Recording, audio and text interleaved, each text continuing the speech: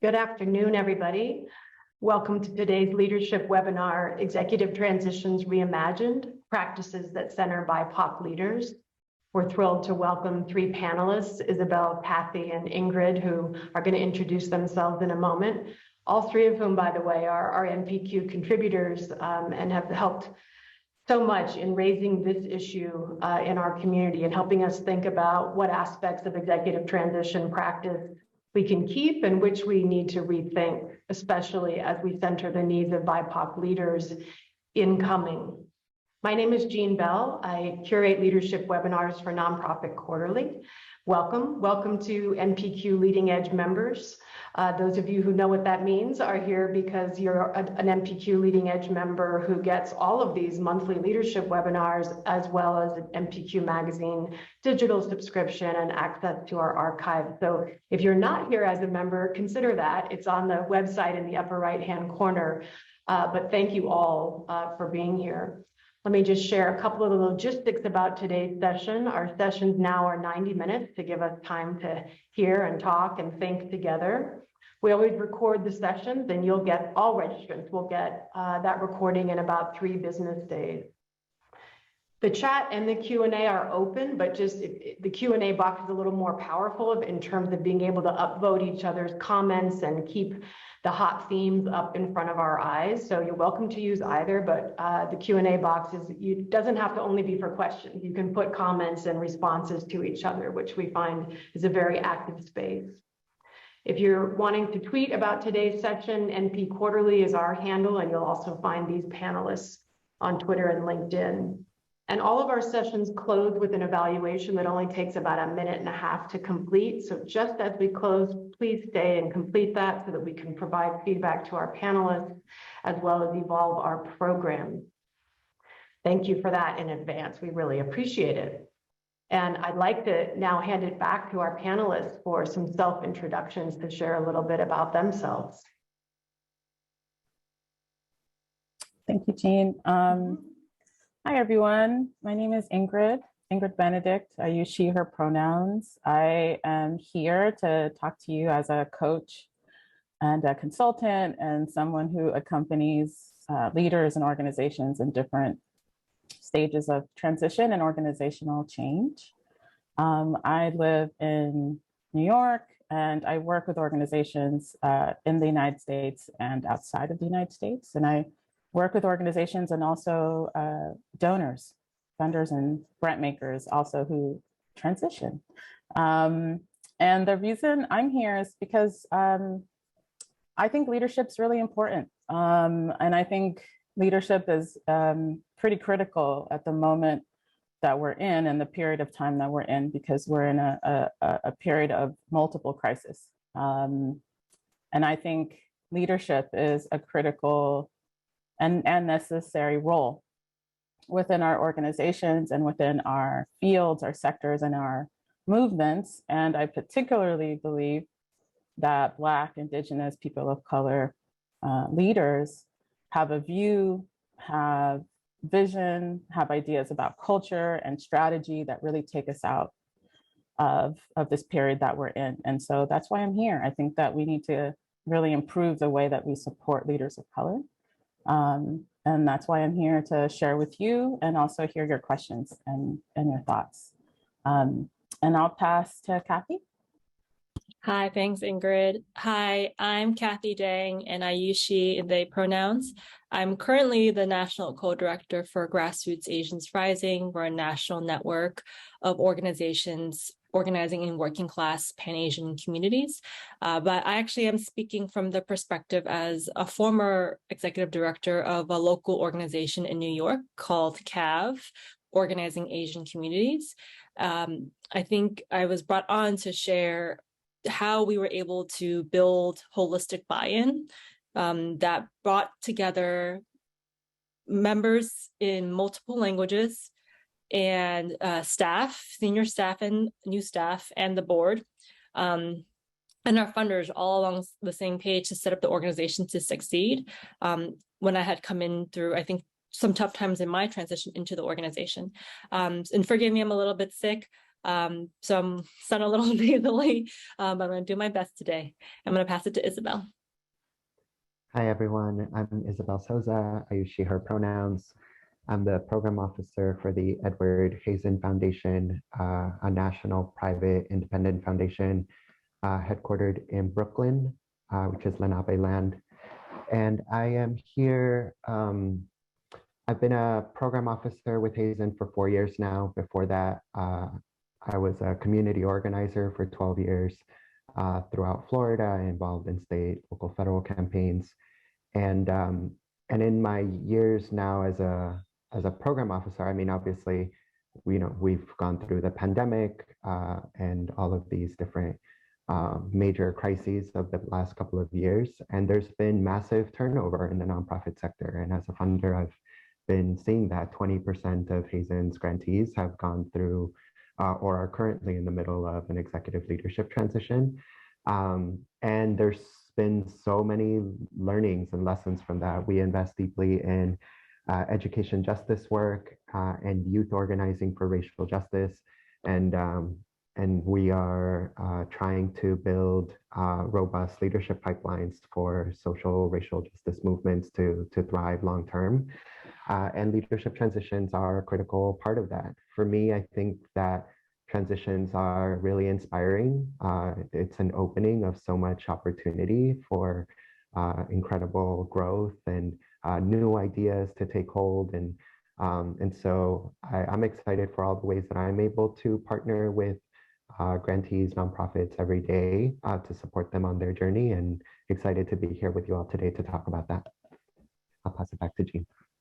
Thank you so much. Thanks for sharing a little bit of background and context about what brings you to this conversation. And just want to reiterate that Kathy and her co-author, Liz Sack, have an article up on NPQ right now on the leadership page, which is really a very bold call to action to philanthropy to think about how it supports BIPOC transitions and the transition of people directly impacted into leadership roles. Thank you, Kathy, for that co-authorship. And Isabel has a piece in the pipeline as well, which is a really compelling case study about a transition that really centers youth leadership throughout the process. So these are folks who are very actively thinking, experiencing, consulting, funding different ways of approaching executive transition. And we thank you for being on the NPQ platform to talk about that with us.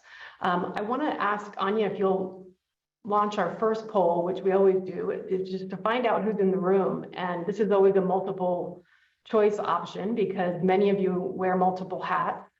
So you can pick as many of these as is currently true. Are you an executive director, staff, non-ED, board chair, board member, consultant, funder, or another role that you're showing up with that's not there? Just takes another 10 seconds or so for people to pick all that apply. Let's share those results so that we can all see the hats being worn. So a third ED, a third non-ED, a third consultant. We've got board members, board chairs, funders. So it's really a great mix for this conversation. Thanks, Anya, for running that poll. And we also want to do a second poll, which just takes the temperature with respect to where you are as planning for or engaged in an executive transition at the moment. So the question is a single choice. Are you currently planning for or engaged in an executive transition process? Yes, no, or perhaps it's possible that you don't know if you're in the midst of one. So we'll give you a second to answer that. And Ingrid, I'm going to pass this to you to sense make and discuss. Thanks, Jean. All right, we see a majority, about 64% of you are currently planning or engaged in the transition process, and about 33% of you are not. And a part of what we wanted to share is that you're always in a state of change and transition. One of the things that I've definitely learned as a consultant is that we're always in a place of thinking about how we're bringing in leadership, supporting leadership to thrive and supporting leadership to transition. So we're always in a state of change, and we're always in a state of transition. And we want to offer some grounding points for our conversation today, and we'll each, I think, talk a little bit more about them later. One is that we wanted to just highlight and name that leadership transitions are really natural, and they're healthy, and it's both natural and healthy for us to always be thinking about how we're supporting leadership as it changes, that we're looking to really build organizations, fields, sectors, and movements that are leaderful. And if we think about that, it's just a natural and healthy part of our work together, we hope that it actually decreases the level of stress that a lot of executive directors often feel in just even communicating about their transition. Number two is that a leadership transition really impacts and it changes your whole organizational system. Oftentimes we think about a transition as a search process, or it becomes a really individualized experience. It's that leader is leaving and there's a new leader that would be entering. But really what's happening is that your entire organization is being impacted. Your culture, your relationships, your partnerships, and the structure of the organization, depending on how you have designed and shaped a transition, that all of these things are going to be impacted. And so the process that you design and the roadmap that you take requires the thinking holistically. It also, one of the things I've learned as a consultant is that we sometimes don't think of a leadership transition as organizational change. And so we might plan and think about strategic planning or board development or staff training and development as these larger organizational change processes, but we don't often think of a leadership transition in the same way. And so what I'm trying to just highlight here is to think of it similarly to other processes that you are already doing and engaged in the sense that it needs a roadmap, it needs goals, it needs a budget, it needs staffing support, it needs board support. Like all of these different elements are critical for an effective transition. And we'll move to the next slide. And a part of the lesson that we've also learned is that oftentimes we want to have what we call, or we'll just say, a good or effective leadership transition and not actually collaboratively define what that means. So what are the goals of an effective and good leadership transition is that we can design a process that really supports you to meet those goals. And we listed some of the questions that we might ask ourselves and each other as we're developing those goals, which are, how are we living our values in this process? How have we identified ways for the staff and the board and our core partners to be informed and also engaged in the process?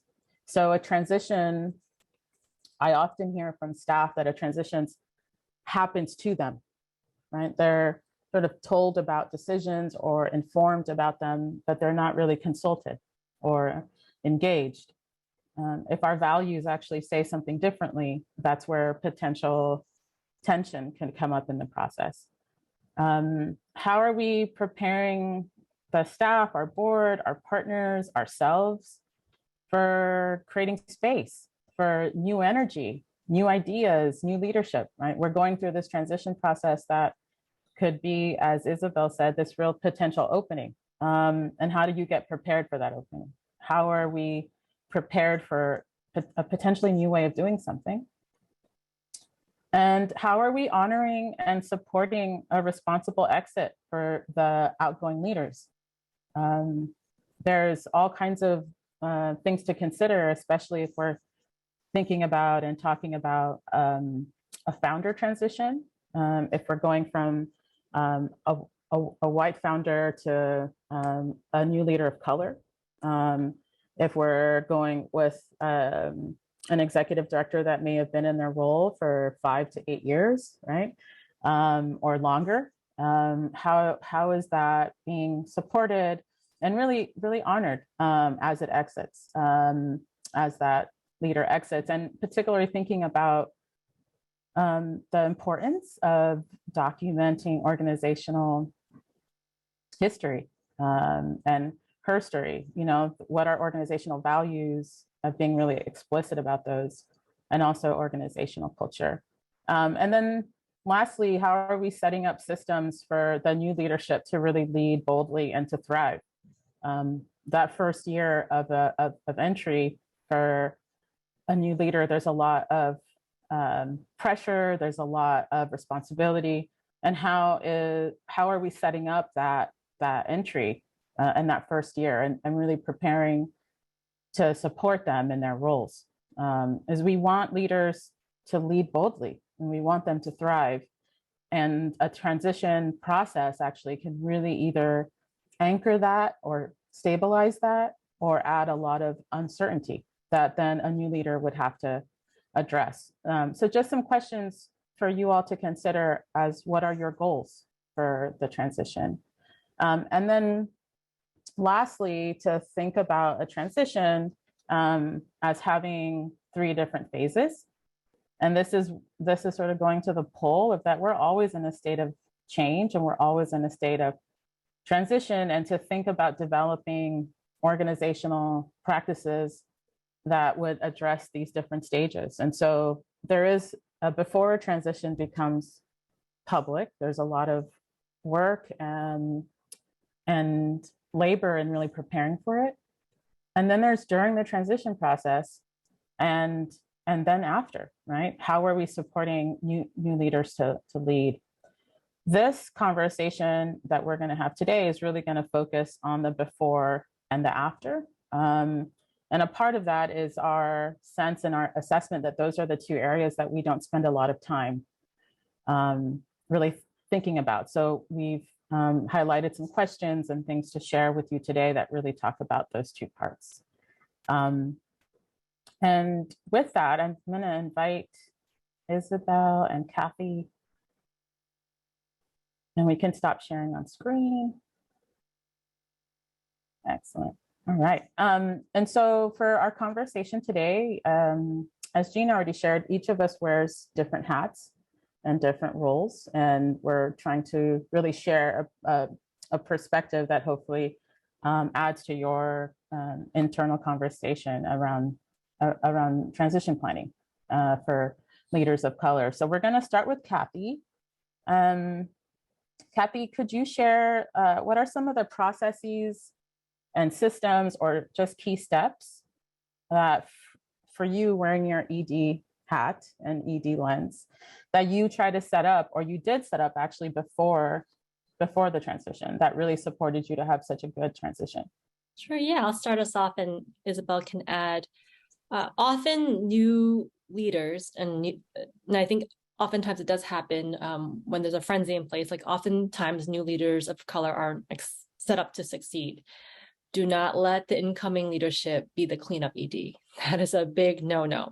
The organization will not succeed and do well when the new leadership is bogged down with cleanup or like the tiny details that all add up for the organization to function efficiently. For example, you might think it's not important to get to, how you calculate PTO, but that one little thing actually takes a lot of time for a small organization, for the new leader to do. All those tiny little details add up, and so that's important. So I'll go over, I think, 3 or 4 areas. One is in finance.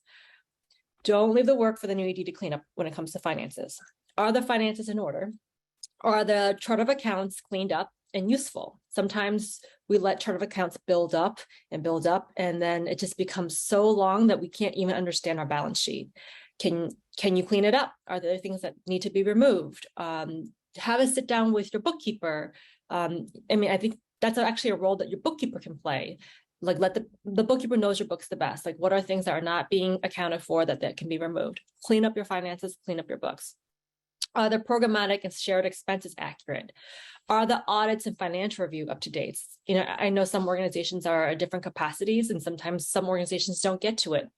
But just make sure, I think when the legal things come up, are those things in place for the new ED to not to have to clean up and figure things out? Because then it prevents them from being able to do the work on the ground with the staff and with the community. Secondly, when it comes to organization development, are the files organized 7 years back?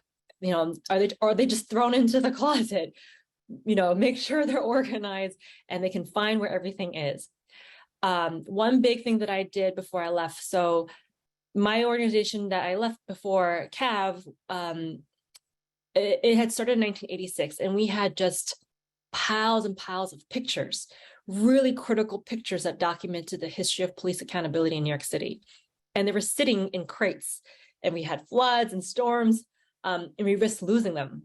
So former staff who became on our board later, she took the initiative. I worked with her and got a grant. We digitized everything. We worked with another professor who volunteered their time with students and just digitized all these thousands of incredible photos and newsletters, and then organized these newsletters. So making sure your important documents and history is digitized. What can I do better to improve the database for new leadership? Is a database so clunky that you don't even use it? It's just a waste of your money. What have I been doing in my, what have I been frustrated with as an ED with our HR systems that I can improve on for the new ED? Think about your time and your role, what you've been frustrated with and what you've had a hard time with. Take the time to figure it out and improve it for the new team and the new leadership. That way the organization can become even more effective. Other things is there a detailed manual that has a rundown for the new ED with all the passwords? The worst thing is when the new leadership comes in and can't figure out how to get into your Salesforce or how it can't get into your, the personnel system. Make sure all your passwords are in place for the new ED. I know it can be annoying to have to sit down and do all of it, but it is actually so helpful and so useful to have things organized. And you can't get to everything when it comes to organizational development as an outgoing AD, but you do your best. And then you also then give a list of things that you couldn't get to for the new ED. For example, I couldn't get to updating the website. I hated our website and I didn't want to touch it. I didn't want to touch our communication. That was the one thing I was like, I'm sorry, here you go. This is what you're going to have to take on. And that's okay too. You're not going to be able to get to everything. Or creating board committees. There were some things I couldn't figure out in terms of how to make my board more effective. So those are, you do as much as you can in the time that you know that you're leaving, and then you let the new ED know what they can do, like what they have to do, and then give them options.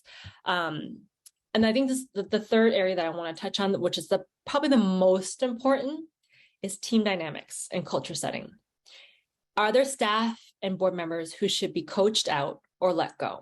And it's a hard conversation and we don't like having it, but it's real. And you don't want the new ED coming in or the new leadership coming in to have to clean up team dynamics and conflict resolution.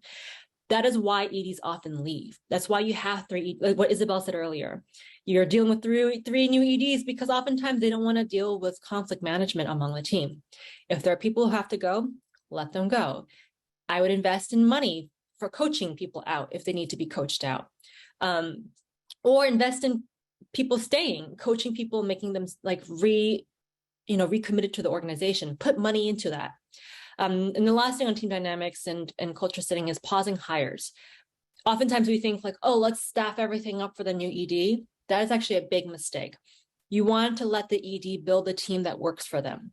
So I would suggest, unless the role is essential, pausing all hires, let the ED build their team. It might be hard for them, but it's the team that they built. And that's really important for the organization to thrive. It's the ED feels like this is a team that they can really depend on. Isabel, what would you add?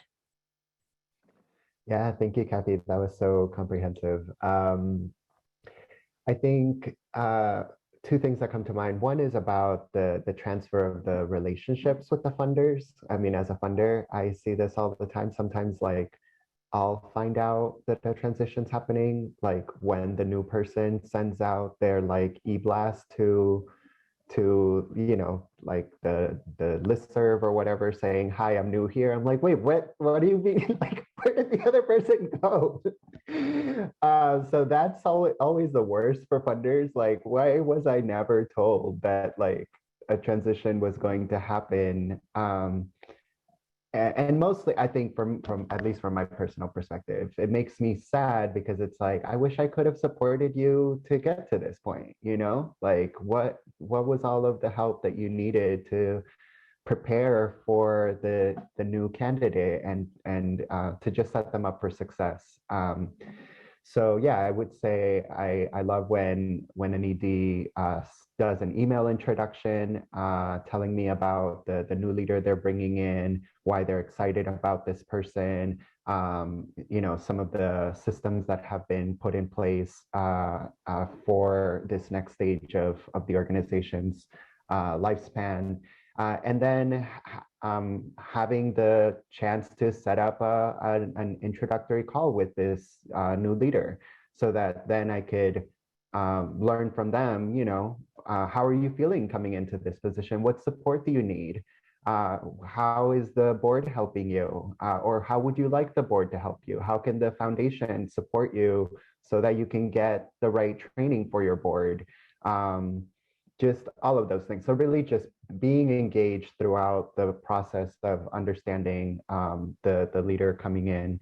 And then the other thing I would say is, Ingrid mentioned some of this earlier, but budgeting out the transition, you know, it's not just going to happen on its own, and it's not a normal standard operation that is, you know, is happening every year in your budget. It needs its own budget.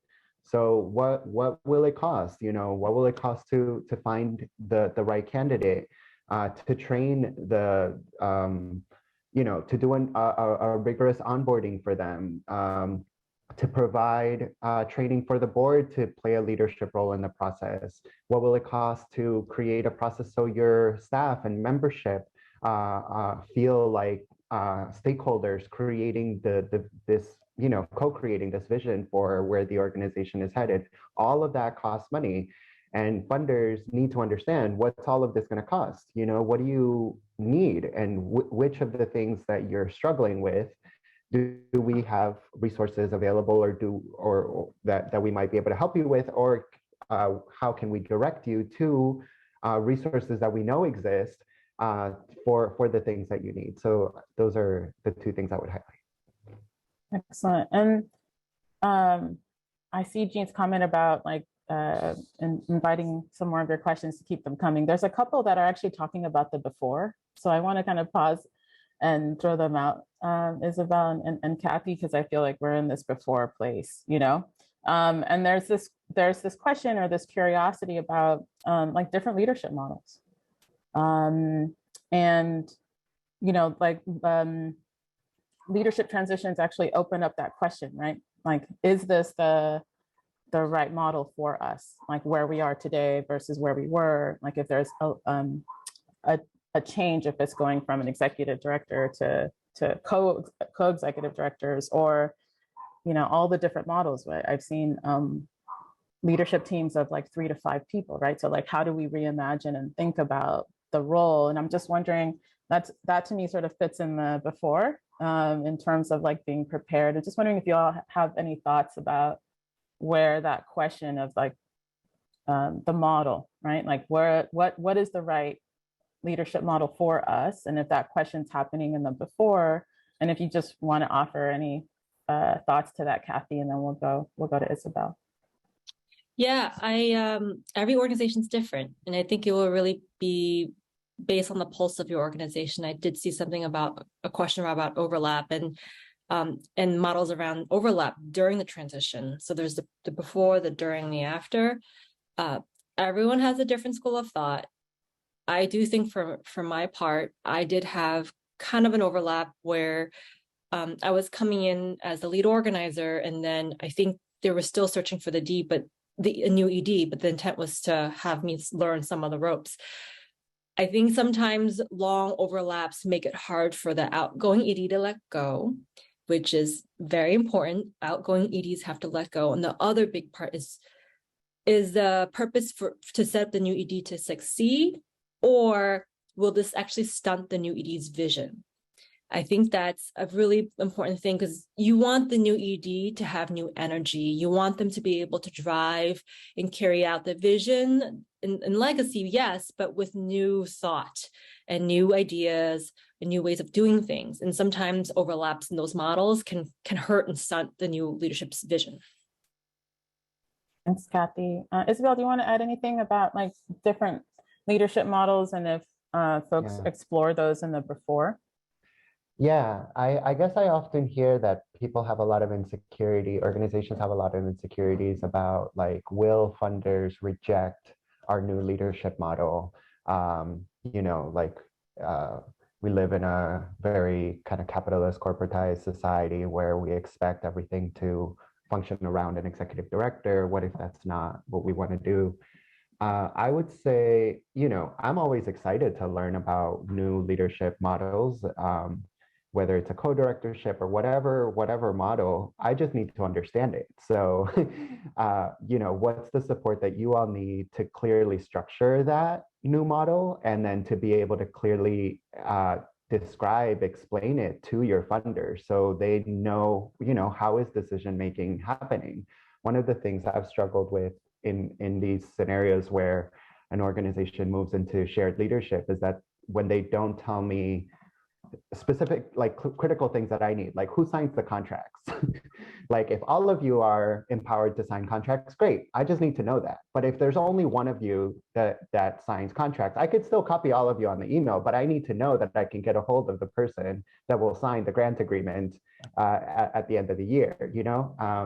So things like that. And is it okay for me to set up my annual check-in call with, like, do you have one person on this new leadership team who's responsible for cultivating and maintaining the relationships with your funders?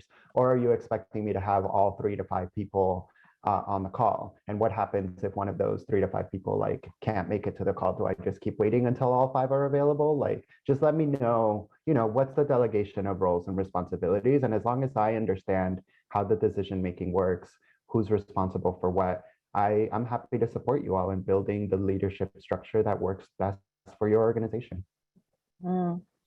Excellent. Thank you both. And the one thing I think I would add is that in this before stage, it feels that what you've named is not only sort of the setting of goals, the developing a roadmap, and also doing an organizational assessment. Feels like some of the things that both of you named are in that, you know. Kathy's, someone asked, like, is there an ops manager? Like with some of the things that you named, right? Would an operations manager also have a particular role, right, in updating all of these systems? And just, I guess one thing that I would just add around this question of like changing the leadership model, which is actually when I was referencing when really supporting leaders of color to lead, is often leaders of color have different ideas about how something could look. And to recognize that it's not just a culture change process that you're going through, but a structure change process also. And how, if you do move from an executive director to a more shared or distributed model of leadership, it's not just with the executive function. I mean, that's a cultural change that would impact the entire organization, right? As well as your board. And so just, you know, it sort of opens up, when I think of that question, I think of it opening up the whole process around like, how are we committed to this process of both culture and structure change if we're changing the model?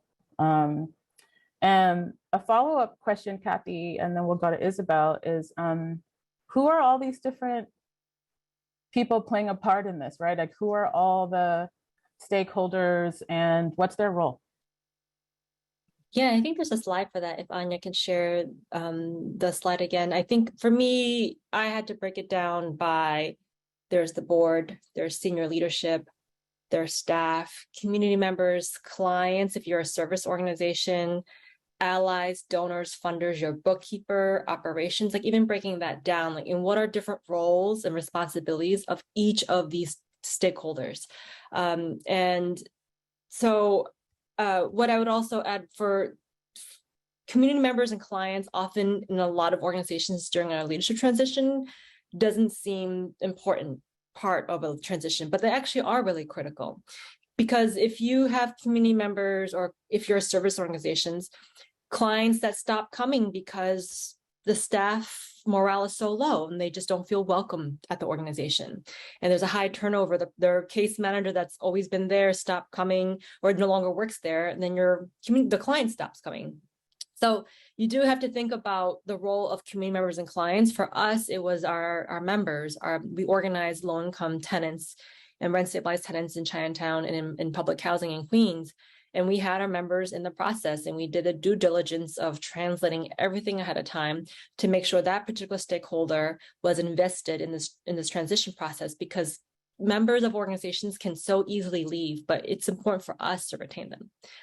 So that's what I would say in breaking down the stakeholders and emphasizing the role of community members and clients.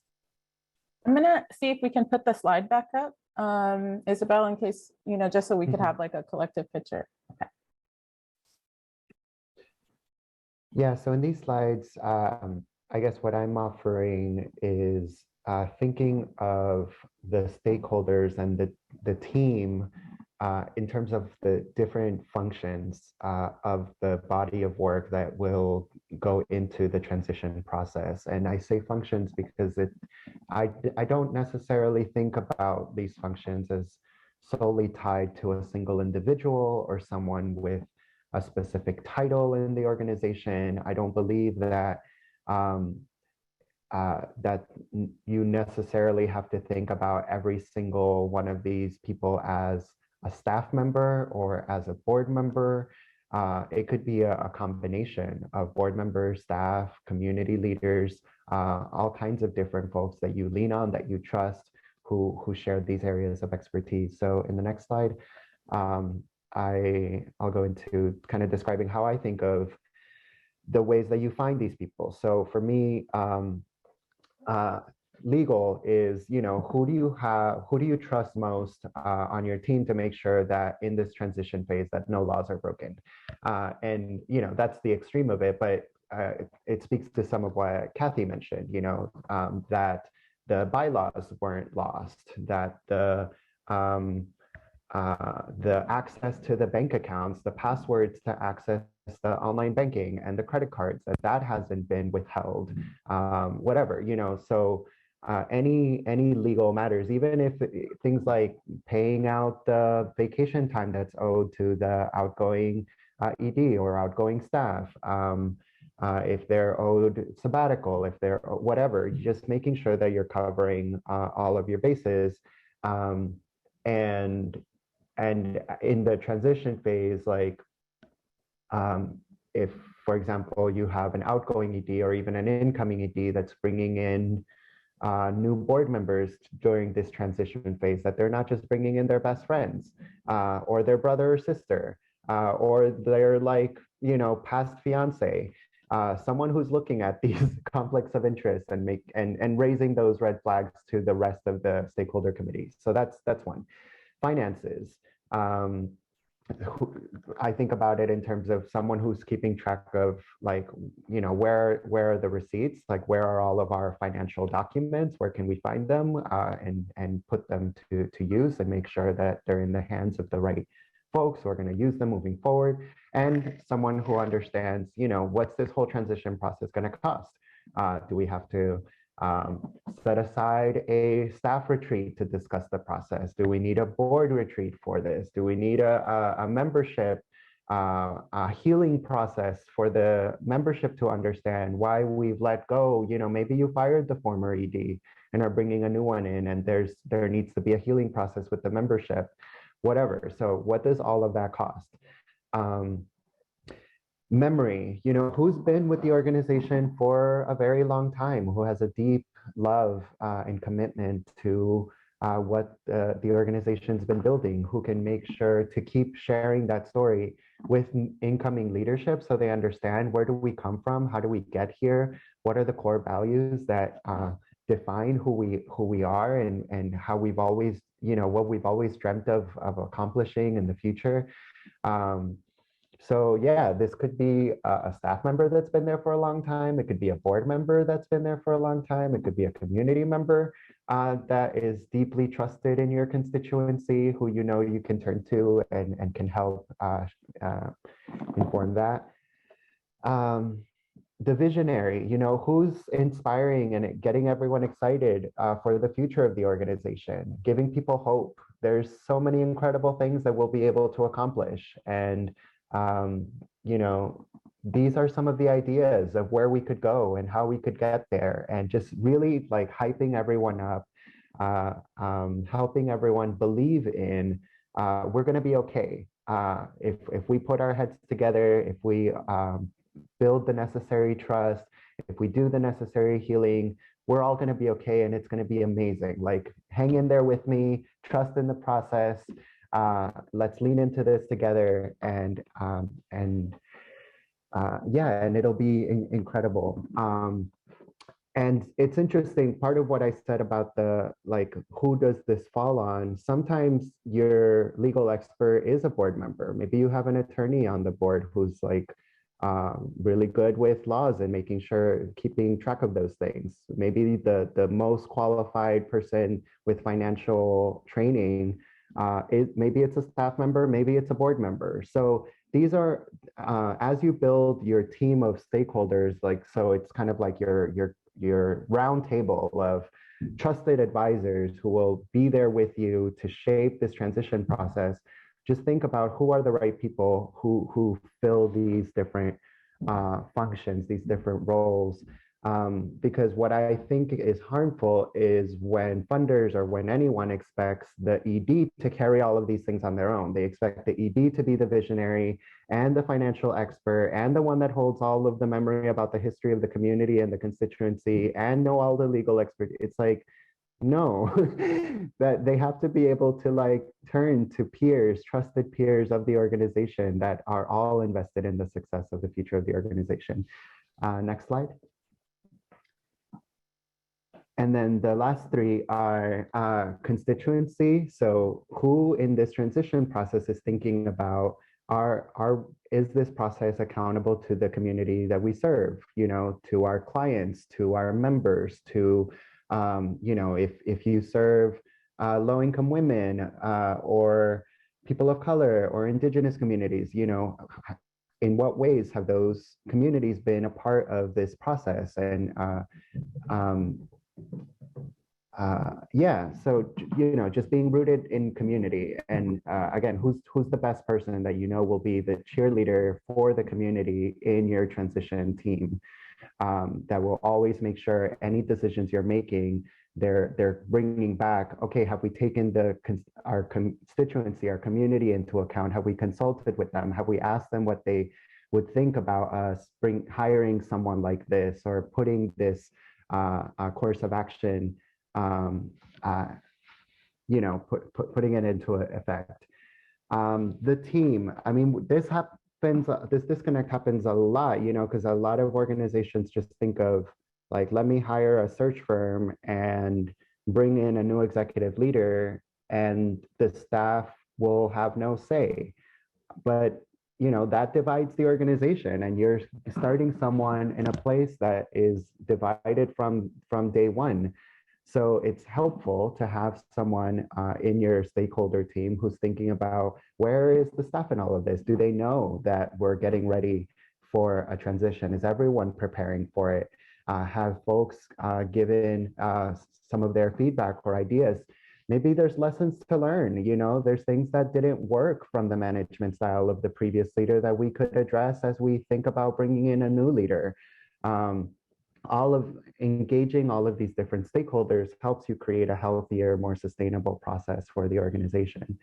And then finally, the person who's checking all the details, who knows what is the plan, what is our timeline, who's responsible for what, you know, are we meeting our goals? You know, we said that we would have the position posted by this date, that we would review the first slate of candidates by this date, that we would, you know, engage our staff and members and board on these occasions. So someone who's looking at the details of the plan and making sure that that folks are being plugged in. But as a funder, it's not as important for me to hear from you that you have a hired person dedicated to each of these things, or that your ED is like some super mastermind that has like, is somehow able to do all of these things on their own. As long as you're able to communicate to your funders, like that you have a team of individuals who cover all of these things, that I feel like conveys an immense amount of trust to your funders. Like when I see that you've thought about all of these things, I know, okay, you've got this.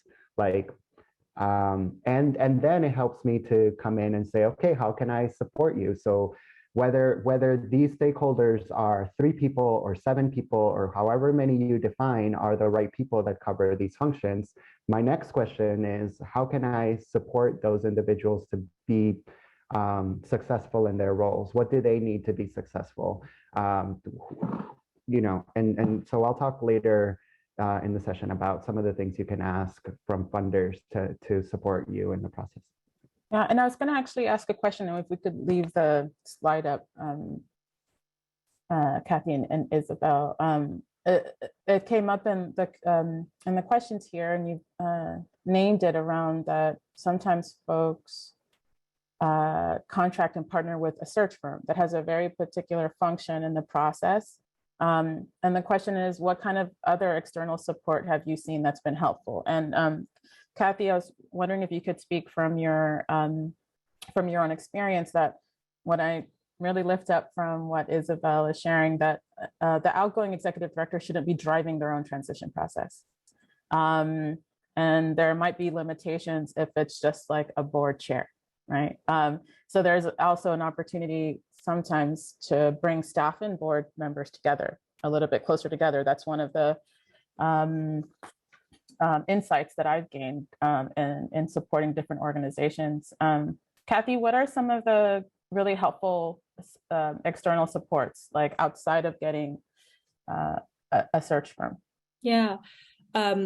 We were a small organization, so we had one consultant. We didn't have a search firm, but some of the larger organizations in New York did use search firms.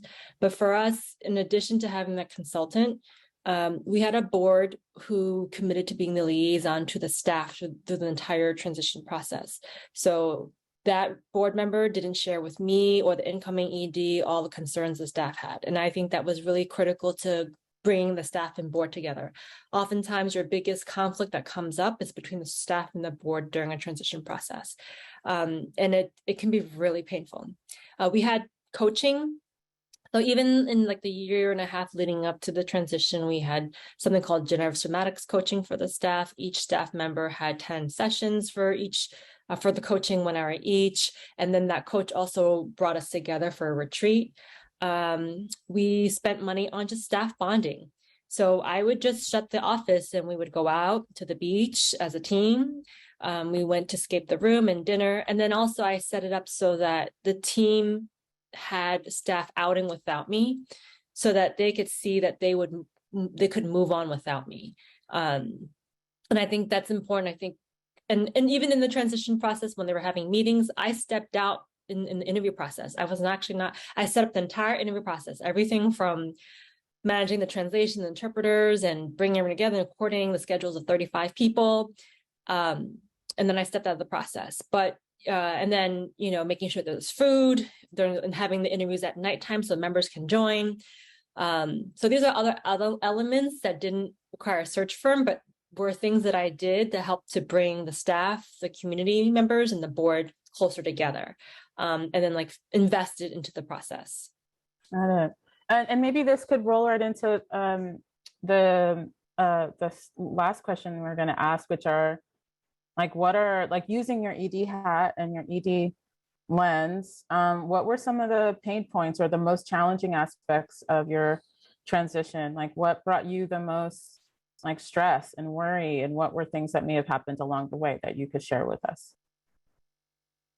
Yeah, I think even for Isabel, the funder, seeing our organizations, conflict is so common during a transition process, and it's one of my pain points.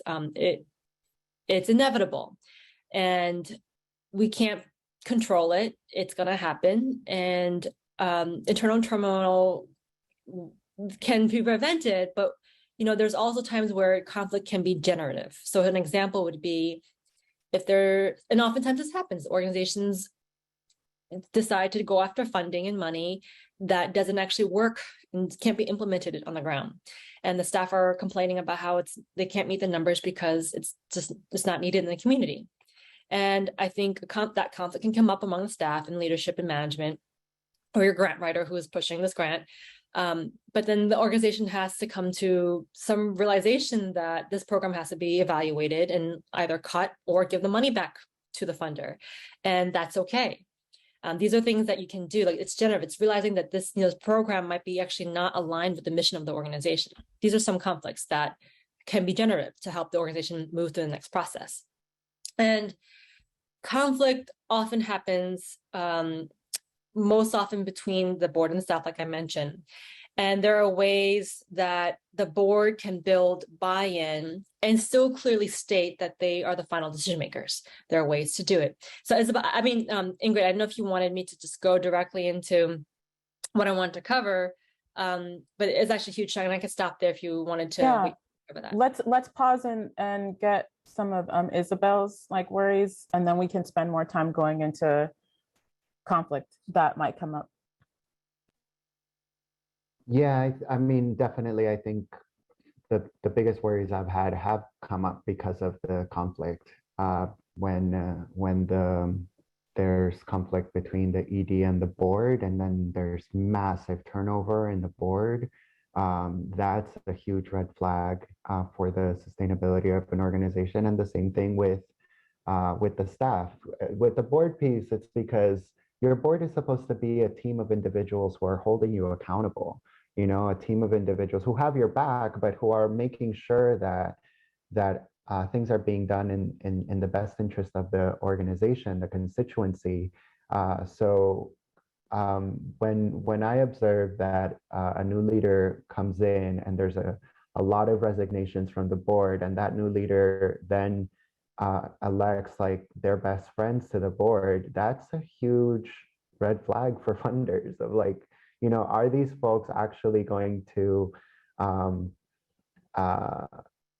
be supporting the well-being of what's right for the community, or are they just here to cover for you because they're your friend, even if you're doing the wrong things? Or so definitely the relationships, and again, I would say the lack of communication with funders. If you're not communicating, if you're dropping off the map, if you're not responding, funders will definitely think of the worst.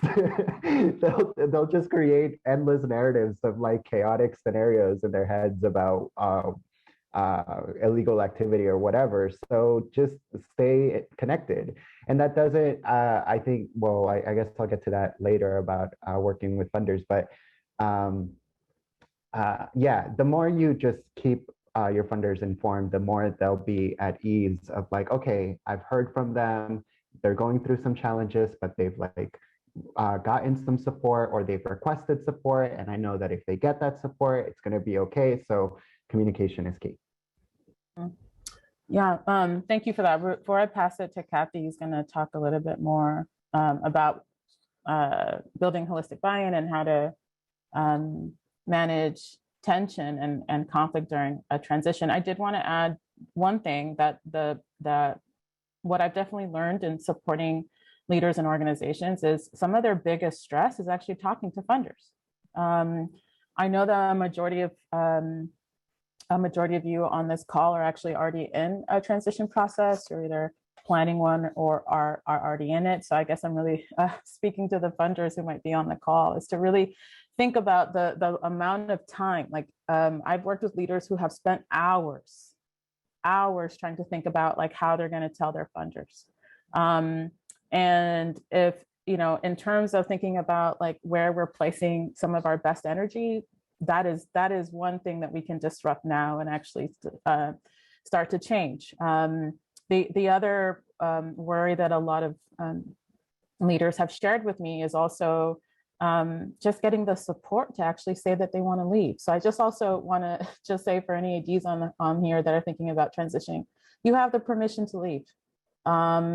You know, through COVID, I talked with so many leaders who were ready to transition and didn't, right? Because we were in crisis, and extended their stay, even though they know then they feel ready to leave.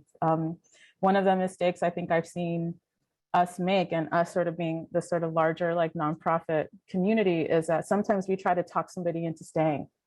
And once someone has made the decision to transition, that we should support them in that process. And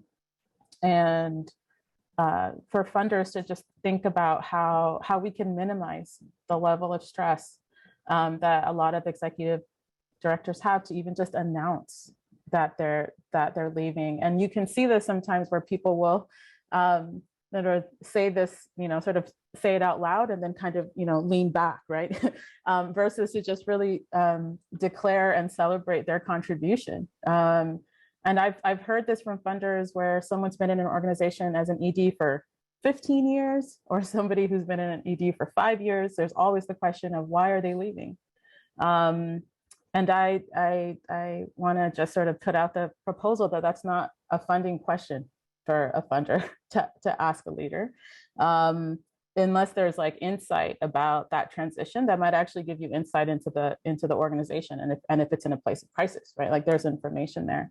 But as individuals, we have the autonomy and choice about decisions in our lives, and there's a lot of energy spent to either try to talk somebody out of leaving, or for them to come up with the best way that they can inform their funder that they're leaving. And so if we could, you know, redirect that like stress and energy that we take from EDs in communicating to funders. I don't know what you think about that, Isabel. So I just wanted to add that in particular.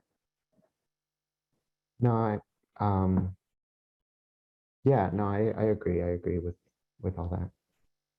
Thanks. And I'm gonna pass it to you, Kathy, to talk a little bit more about buy-in and conflict and tension. Yeah, and actually just to look, I remember the moment I had to make those funder calls. And so what Isabel and Ingrid were touching on around communication, it was actually with Liz with Crooked Island. I made my list, and Liz was so supportive.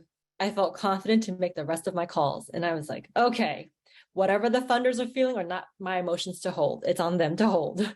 And I think, so Isabel kept saying communication. I actually am going to talk a little bit more about that. But the other part to communication is a roadmap. And a roadmap and a communication are probably the two most critical things, like skill sets and factors of things that will get you through a transition, hopefully successfully. So I'm going to go through a holistic buy-in. So, you know, I was saying earlier that boards and staff oftentimes come into conflict during a transition process. And oftentimes it's at the moment where there is disagreement on the candidate. And I see this a lot in a lot of organizations. And oftentimes boards also think that they make the final decision because that's what their bylaw states. And that is true.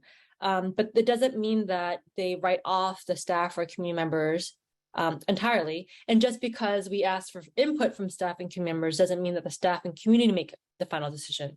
There's still a way to take input, weigh it, and then name that the board is still the final decision maker.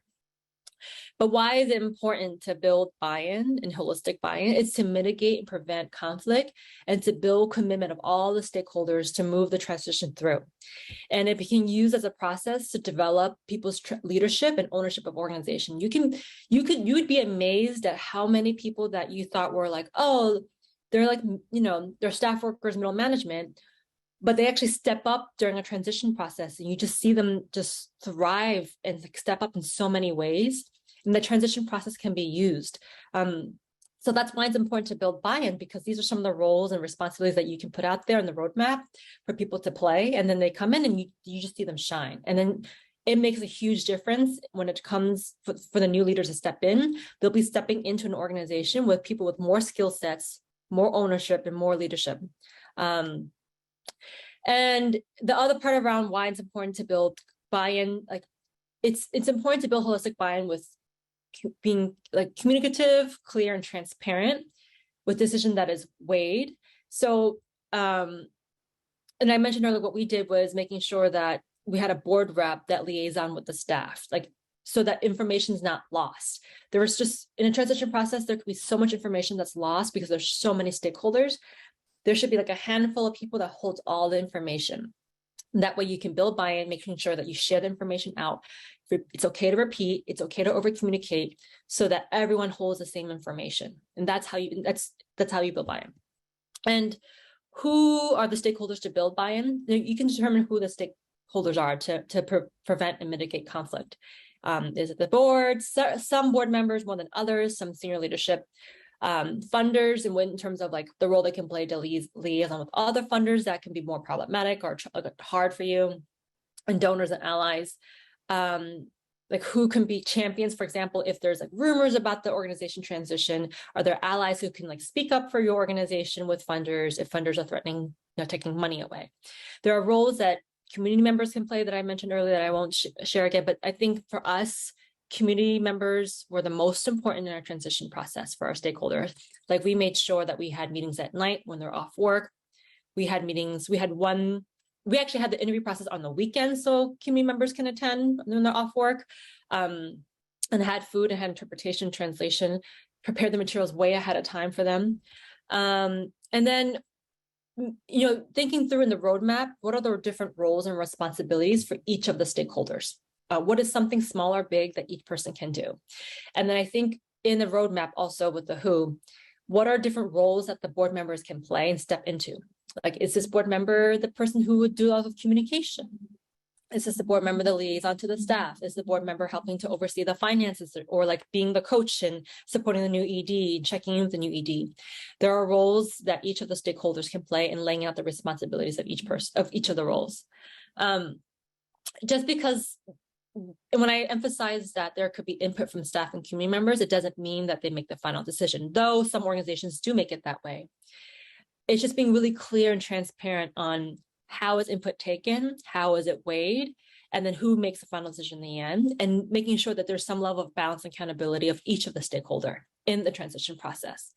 And then how do we build buy-in? So making sure there's a communication loop, clarity, transparency, developing the leadership of the staff and board in the process. And I meant, holding meetings at a time that works for folks. And I think this, for the outgoing ED, making sure you let go. Like the outgoing ED is so important. They're like letting go so that other people in the organization are building buy-in. And then I know this is hard, but because there's so many people, but the staff, the board, and the community being fully aligned, it's very hard, but will set up the organization to succeed and it will thrive. I just want you to believe that it will. And lastly, what does it mean for the community to build buy-in? It doesn't mean that the staff and community members have full say. That's not what I'm saying. Even though some organizations have it set up that way, and that's absolutely okay too. Like there's some organizations where I actually agree that it should be the community members who decide who the new leadership should be. And it doesn't mean that the board just does lip service and get buy-in, but not actually take into real feedback.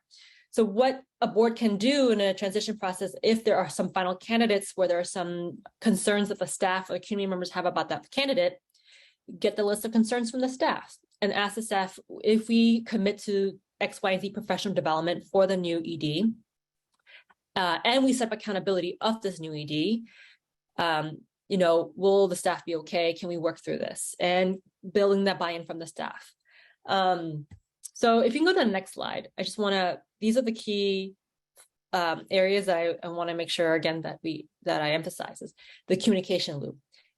It's a practice that I built during my time when I was the ED of CAV, but it's making sure, like, if you committed to answering someone's question, get back to that person when they have a question about the transition process, making sure that you have a document of all the updates and sharing that everybody has the same information.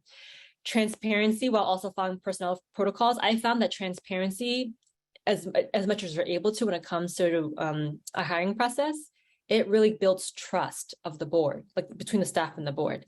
And then being as clear as possible on input versus decision-making to prevent the conflict that might come down the line. So I think that's what I want to share in terms of the holistic buy-in. I think in terms of my experience with funders, I early on told the funders, I think I gave them like maybe a 6 to 8 months lead time. But what really helped was once I called and told them, I immediately sent each of my funder a roadmap. This is the roadmap. This is the scenarios that I have in play if we don't find an ED in time. And these are the scenarios. And I also gave them a budget. But I'm going to pass it now to Isabel for all the ways that the funders can play a role. And there's so much that I learned in my conversations and one-on-ones with funders to ask that I didn't even know to ask. Yeah, so if we could go to the next slide. So one of the things, I guess, in my journey into philanthropy, I mean, I guess because I was a former community organizer, I came into philanthropy wanting to organize. And so it's like, what are the conversations we need to have? What are the relationships we need to build? How do we need to strategize to effectively support movements and to be accountable to movements?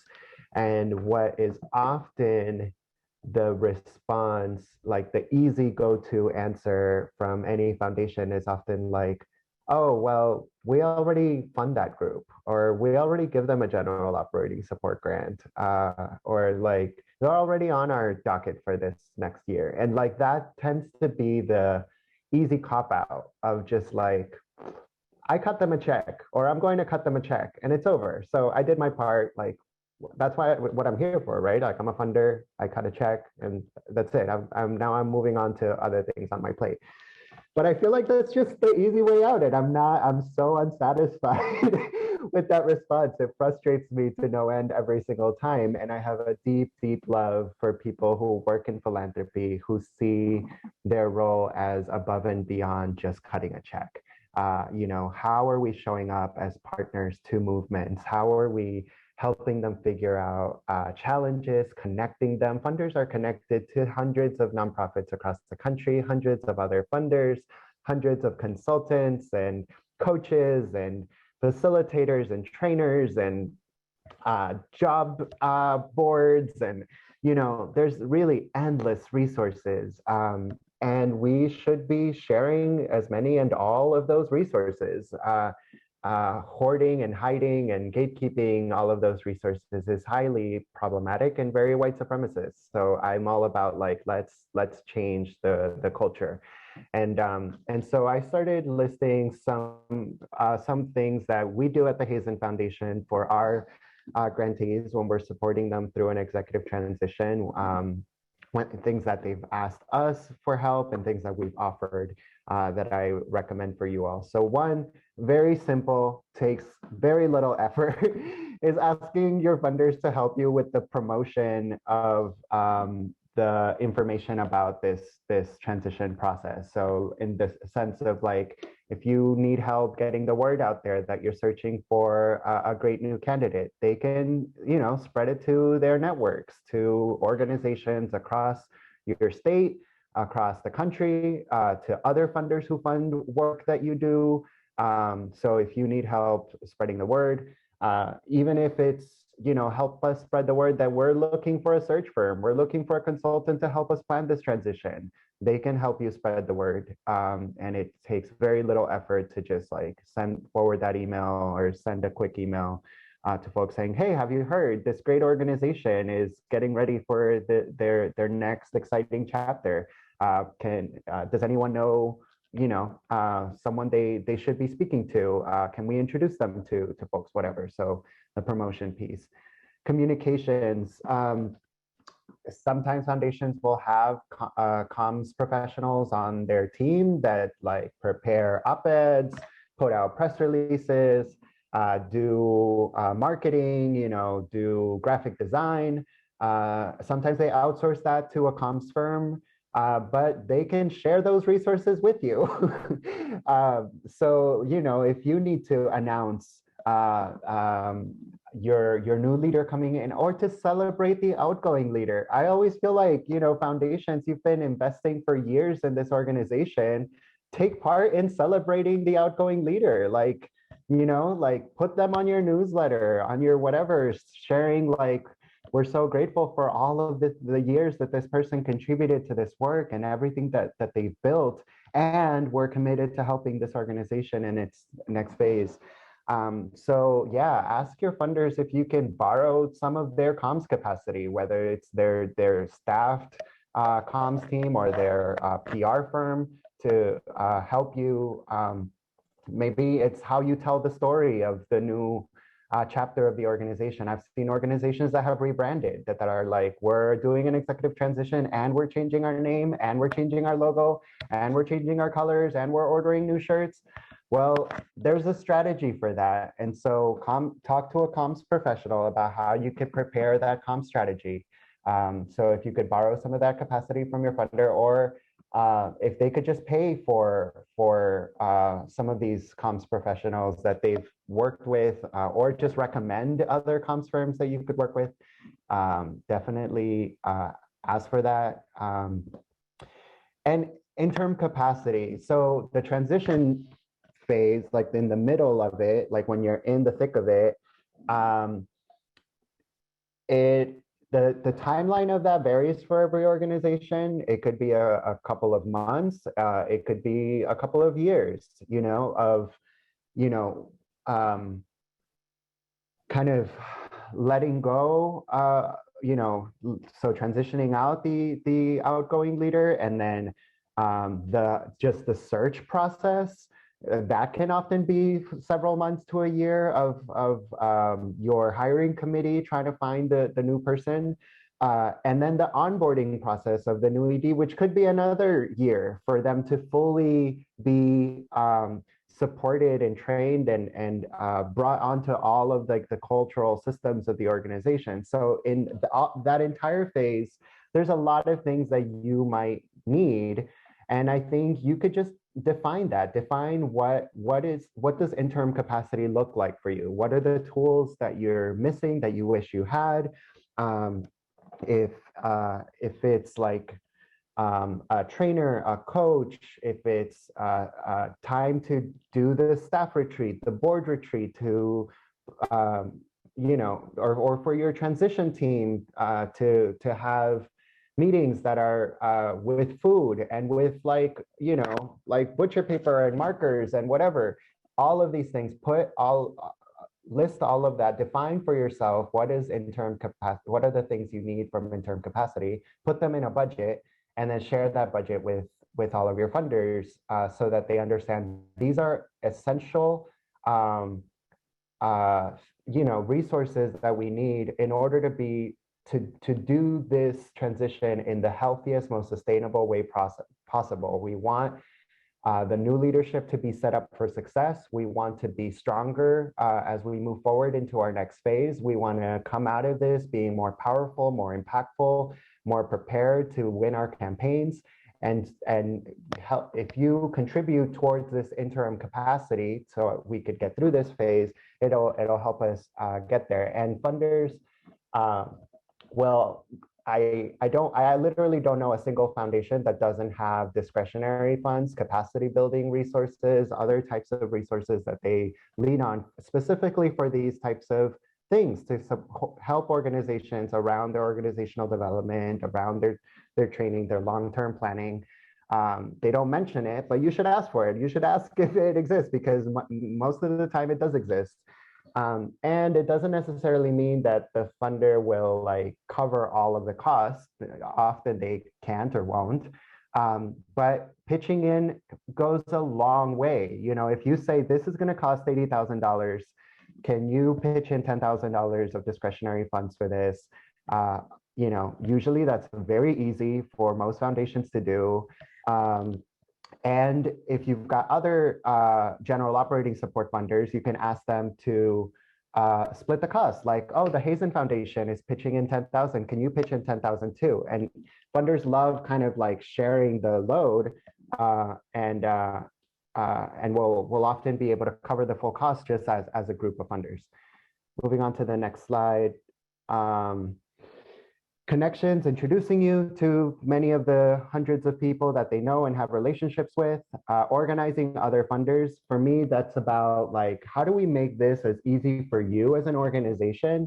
If you've got 12 funders, I always feel like, well, you shouldn't be burdened with having to set up 12 different calls. Can we get all the funders on one call, or can, one funder talk to your other funders for you?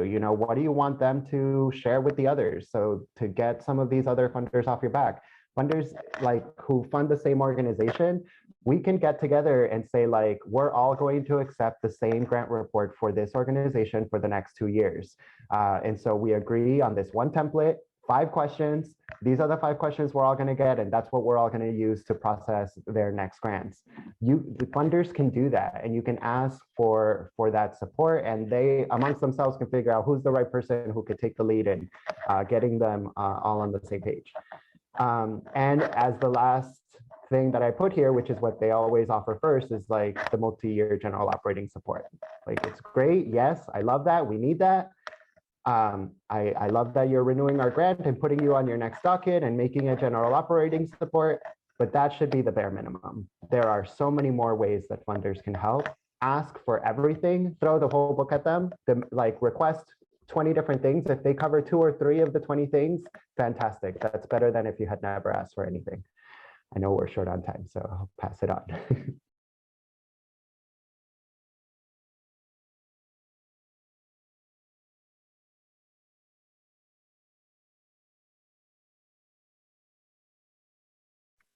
Wonderful. I love that. Throw the book at them. Let them pick a couple of things. But if you don't show them 20 things, you might not get 2 or 3, right? If you really show the totality of the investment that you're going to make.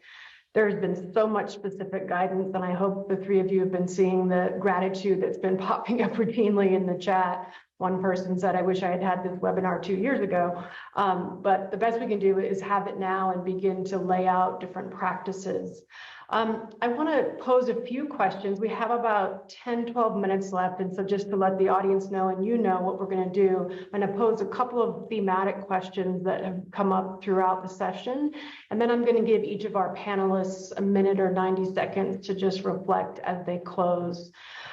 So knowing that that's coming, I want to read directly a question about the dynamics of a person of color being hired into an organization where there's been a lot of discussion about anti-racism and white supremacy. So the question reads, can you discuss setting up a new leader who is a person of color when the current leadership has been white and there's been a lot of concern around white supremacy?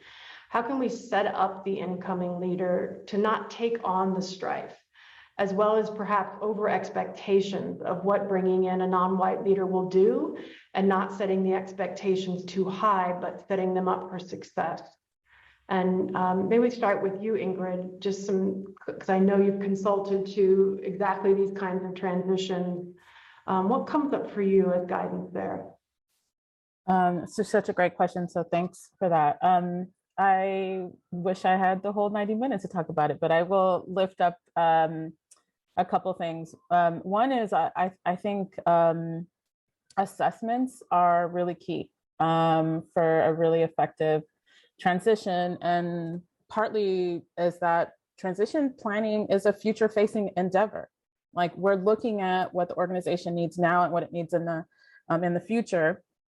And this shift is actually about the lesson and the distinction, I guess, that I'd offer is the organization actually committed? Is it an organizational commitment? So it's expressed in the board, your senior team, your staff, everybody's actually on a really fundamental commitment around building a multiracial, multi-ethnic organization, and also building a multiracial, multi-ethnic culture.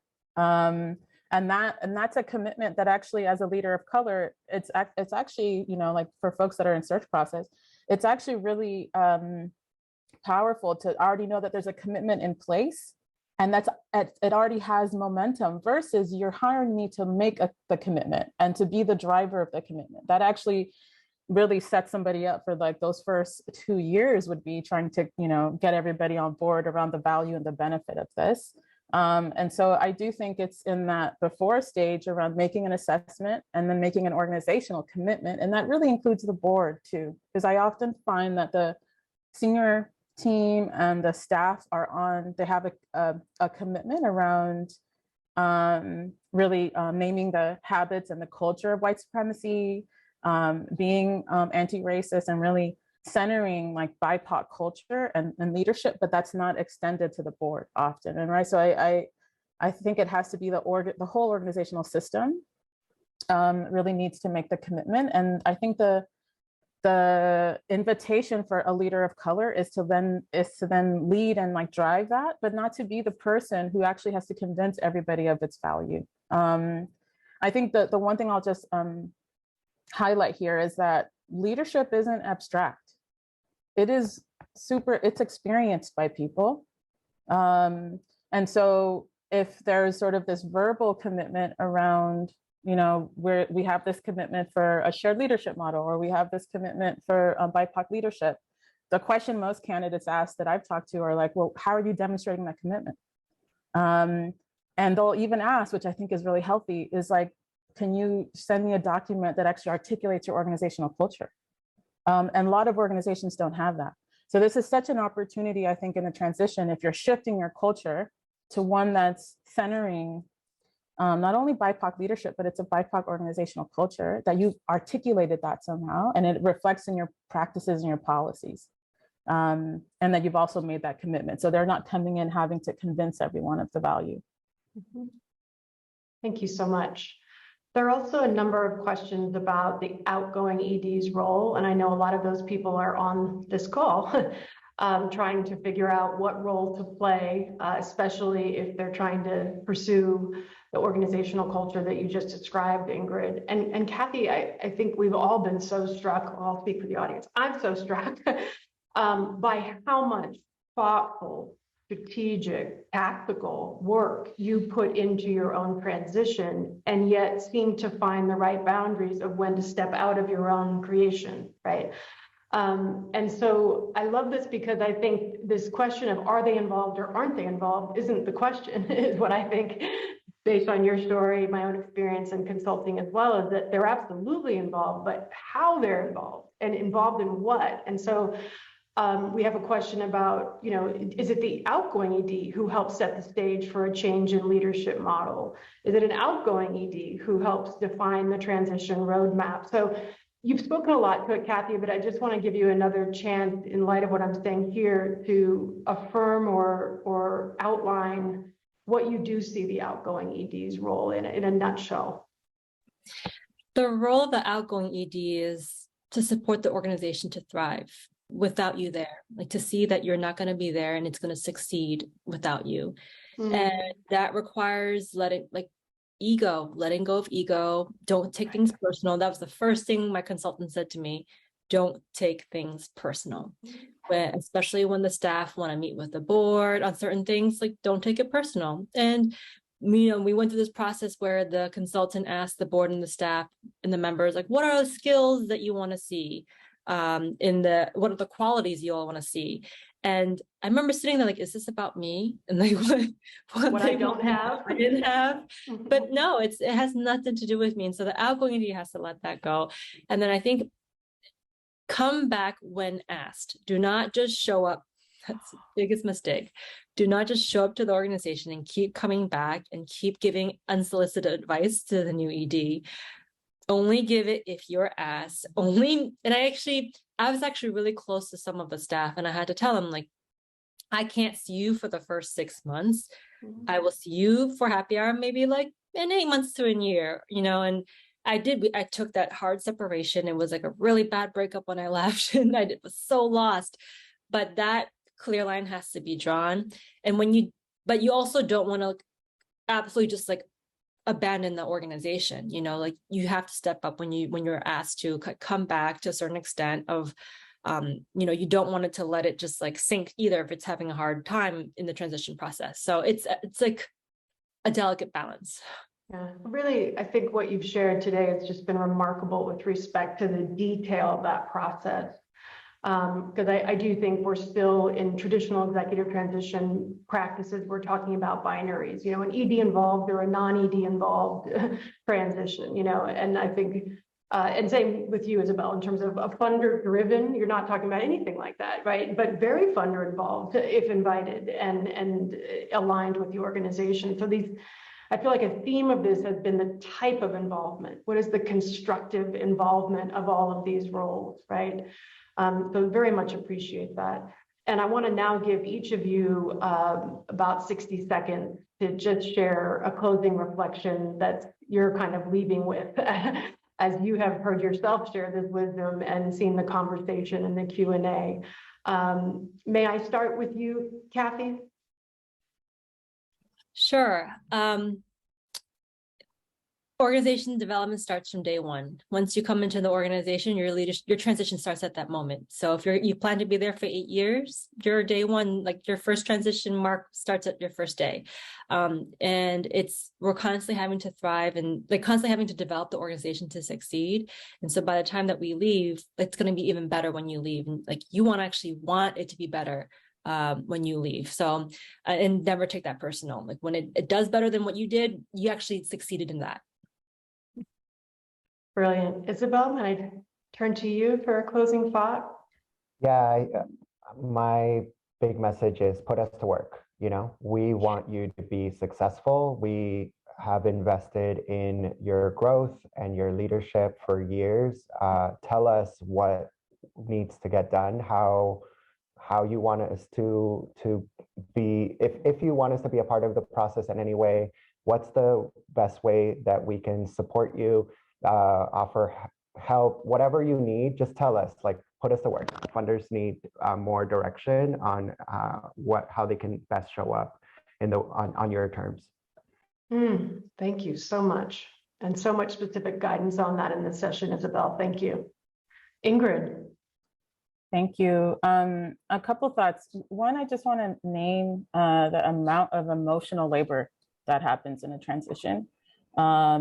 And Kathy spoke to some of it, which is really supporting the outgoing leader, supporting the incoming leader, supporting the senior team, as a consultant, a lot of my work is often supporting people to get ready for change. And I think what we have to recognize is that the majority of us have actually had bad transitions.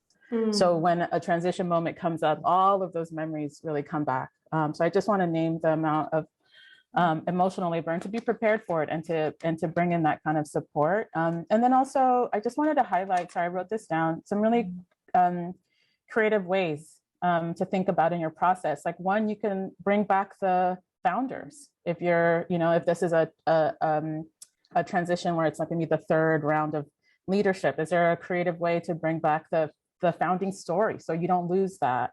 I like to do what I call leadership surveys that go to the staff, the board, funders, partners. Again, leadership isn't abstract. Like people have ideas about what they are looking for from leadership, like your partners do, your funders do. It's a great set of information that can inform the job description. It can inform questions. It can inform the orientation of the new leader. And lastly, I learned this through Leading Forward. So thanks, Isabel, for putting this. But we met an ED who talked about a new ED had what the board called a trust fund. Like, we trust you, right? Which is what we need to tell new leaders, right? Here's $10,000 and we trust you to do what you need to do in your first year. And just to say that some EDs, yes, like coaching, helpful. A lot of new EDs, they want to create their own peer group. So give them the resources to do that, because even if it's a three ED team or a 2 ED team, it's a hard role. It's really hard right now, and the level of uncertainty and real insecurity that we're in, like collectively. So like having a peer group or having a way to really like break that isolation that often EDs feel, I think it feels really key. So I just wanted to highlight those and then leave with the last thought. Sorry, Jean, I've gone over my 1 minute. But it's an opportunity to like dream up your ideal transition plan and just have that already developed and on like in your files, just so you're always prepared, and to think about creating one that's urgent. Because unfortunately, we've had transitions in the last few years and maybe for decades that actually happen because people get sick and they have to leave a lot faster than they would like to, right? And this could happen to your board chair and your ED as well, right? So what's the plan for an urgent transition, right? So just some thoughts for you all to consider in your planning. Thanks, Jean. I love that. Leadership is experience. Yeah, I've said that several times, and it's wonderful to bring it out of the abstraction. And let's ask people what they're experiencing and what they need next. Isabel has been kind enough. You may have noticed that she's been answering questions in between questions. She loves to help and support on this. So feel free to reach out to Hazen Foundation with questions about particularly how funders can support leadership transitions. And then Leading Forward is an initiative that several of our panelists have been involved in that's helping to rethink and reset our assumptions about executive transition practice. So absolutely go there and find resources about how to do this differently and more aligned with our values. I also want to let you know that next month's leadership webinar includes Sandy Ho and Adela Ruiz, and we'll be looking at disability justice in our workplaces and our networks and our movements. So please do join us for the November Leading Edge webinar. And here comes your evaluation. Thank you for taking 30 seconds to complete it. Thank you all.